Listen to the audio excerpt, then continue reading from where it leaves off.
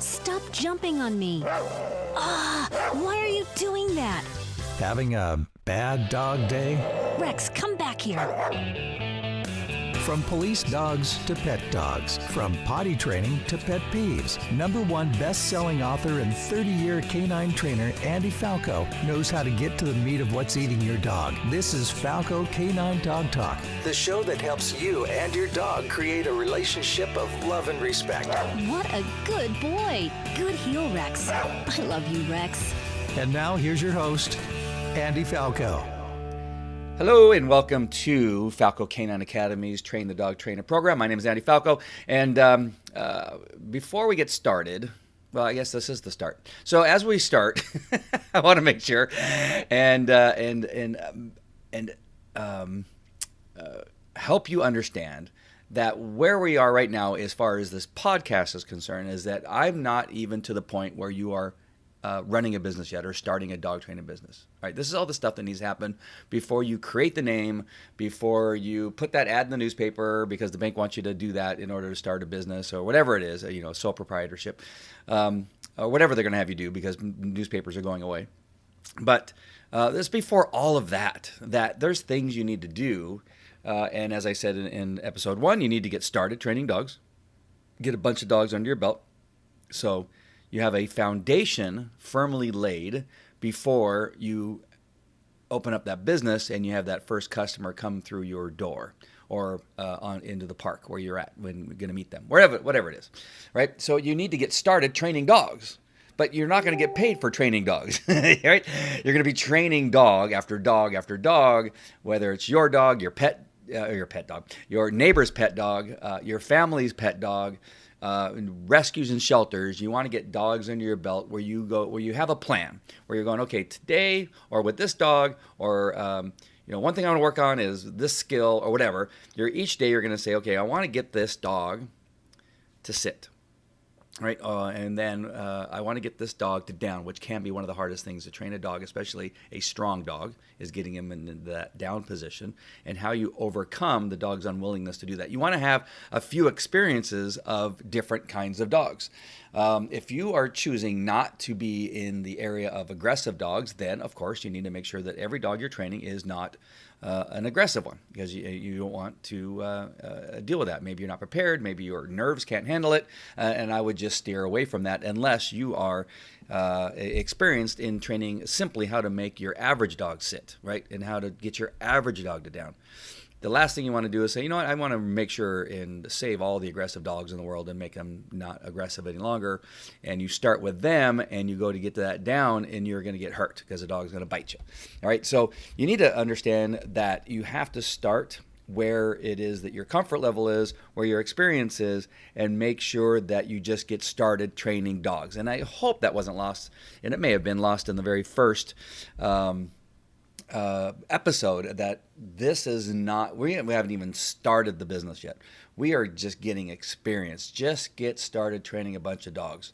Get into those shelters and rescues and say, where are your mild-mannered dogs? Because I want to see if I can just, make a difference in their life by taking them for a walk, and I'm going to get one to sit and stay while I just simply move away for a foot and come back, and then I'm going to go 2 feet, then I'm going to go 3 feet, then I'm going to go 4 feet and come back, and you're going to journal all of that and talk about it in a manner that you can understand later on if you need to read it, and that you're identifying what the dog's ears were doing, what his eyes were doing, what his lips were doing. Did he have a guttural growl? Did he have a fearful and kind of uneasy whine to him? Did he shake a lot? Shaking is really good information. If you see a dog shaking, it just there's things he's trying to tell you. How much progress did you make? Did you even get to the point where he would even sit? Did you get to the point where he would stay? And you want to have all this stuff under your belt, and you want to write it down. I cannot impress upon you how important I truly believe that is. Now, you may think, oh, I don't need to do that. But I'm telling you, I think it's powerful. I wrote down every moment that I was with dogs in the beginning. I have volumes of notebooks. I don't have them as easily accessible as I used to. Most of them are up in rafters, and maybe some of them got lost. I know a bunch of them got stolen by some trainers that I had in the past. That's one thing you'll learn about the dog training business. It's a funky one, and you're going to have to kind of get used to that. And if you hire trainers, you're going to have a really good, and we're going to talk about this later, a really good way of selecting them and understanding that at some point it's going to go horribly wrong from time to time. So back to my point. All right, so you need to get these dogs trained and under your belt. You need to go to shelters and rescues and volunteer your time. I'm not telling you you're going to do it forever. Do it for a month or two. Do it over the summer. If you're a student, if you're young and just getting started, if you're, retired, and just spend some time with some dogs. Do it. Everybody wants, help, and so get some experience. Go to the nearest trainer and say, hey, I want to intern with you, and in return, I will pick up dog crap, on weekends when you're not able to.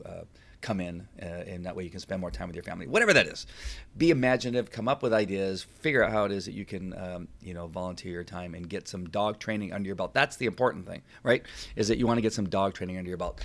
The tools, like I said in episode 2, is that you want to experience all the tools.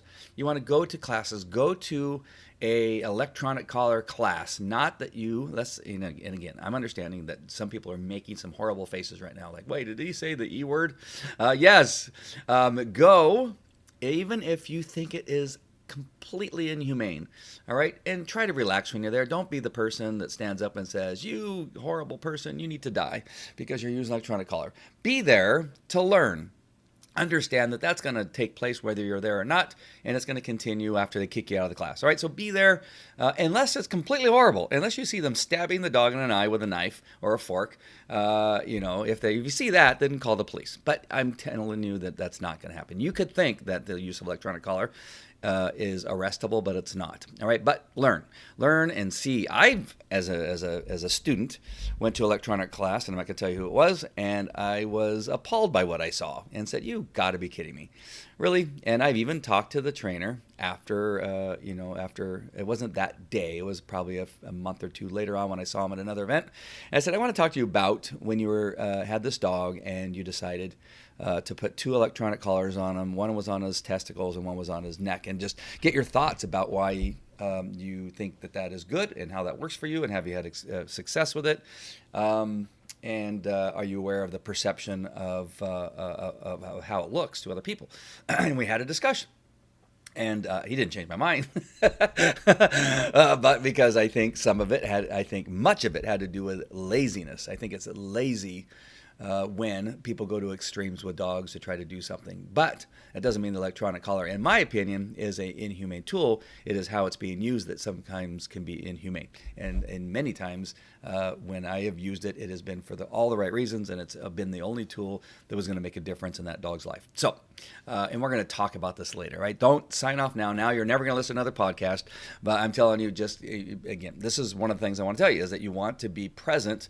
And whether you believe in it or not, I think it's powerful for you to know, right? So you can have that discussion, an educational discussion with somebody, because you know what it is you're talking about, because you've seen it, you've experienced it, you've been around when it's been used, and all that kind of stuff. All right. So now you're going to continue on this path, and you're journaling, and you are, making sure that you are training dogs appropriate for where it is in your experience, where you are.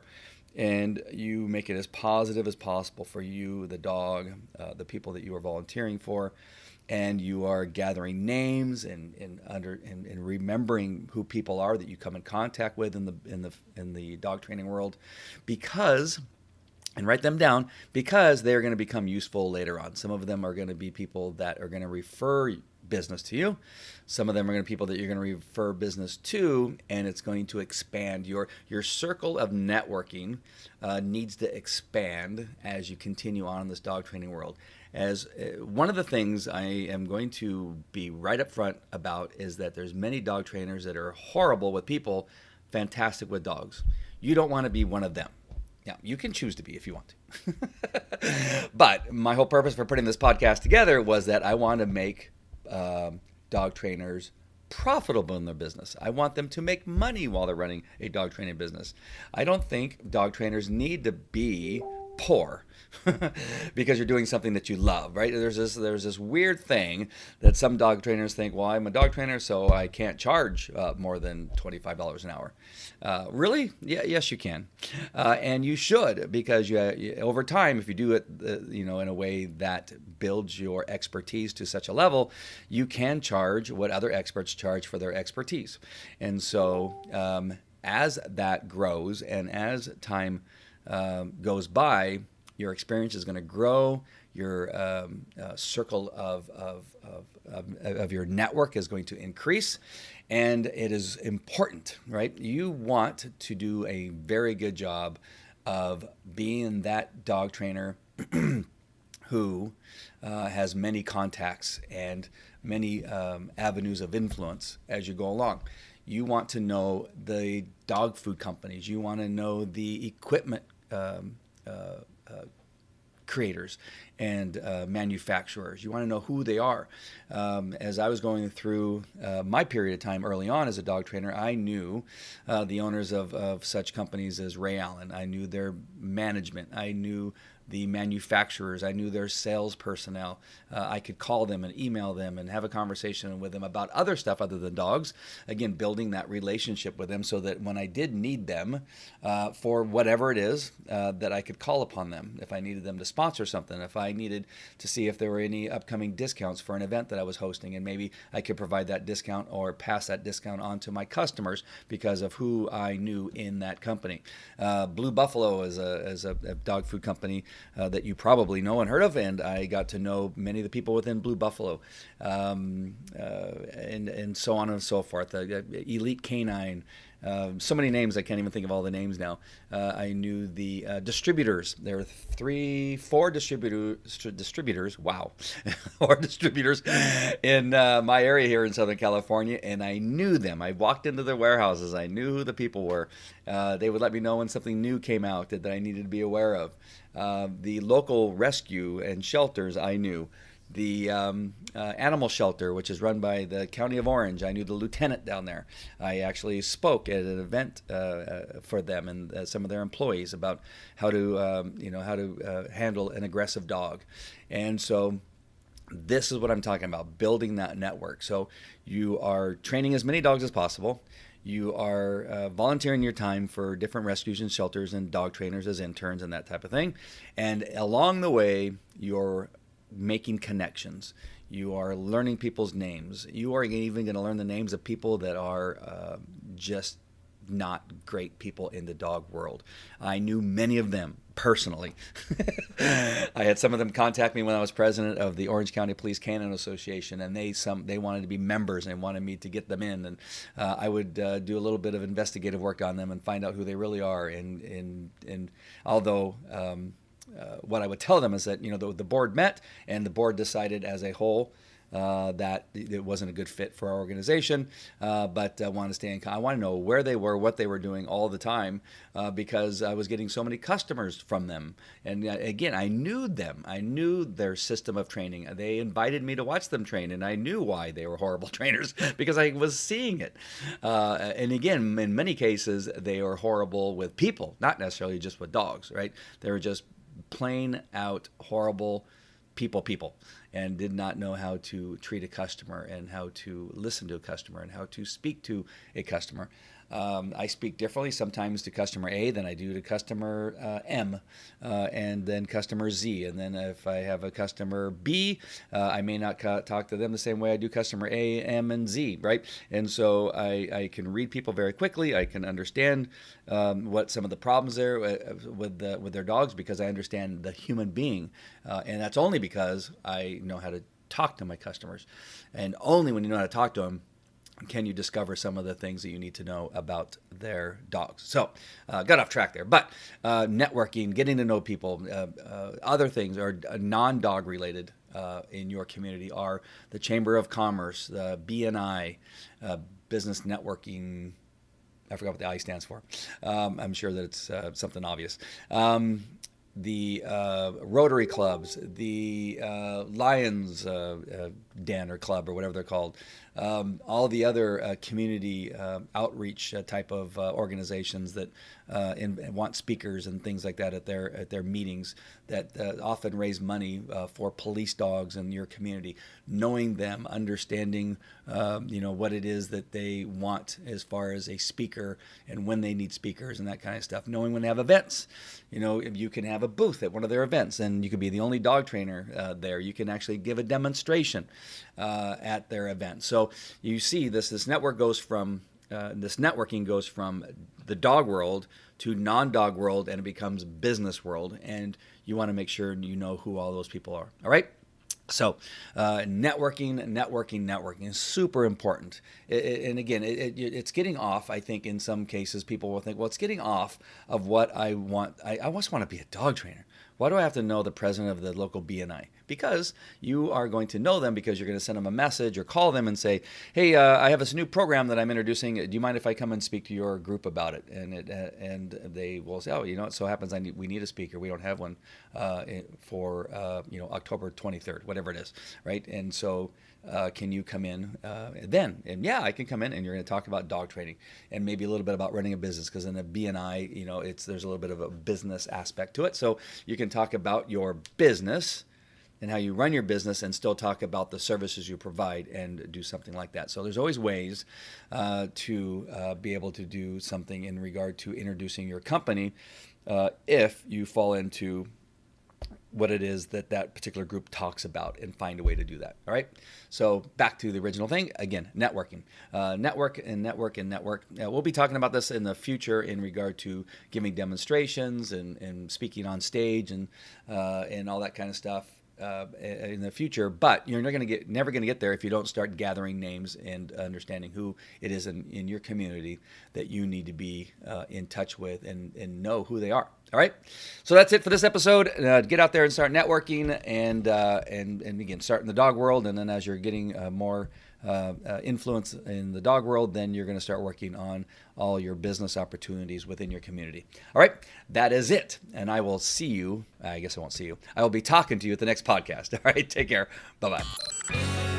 Thanks for listening to Falco Canine Dog Talk, the show that helps you and your dog create a relationship of love and respect. If you like what you just heard, we hope you'll pass along our web address at www.falcocanineacademy.com and like our Facebook page at facebook.com/Falco Canine Academy. Follow us on twitter.com/Falco Canine Academy and subscribe to our YouTube channel at youtube.com/Falco143.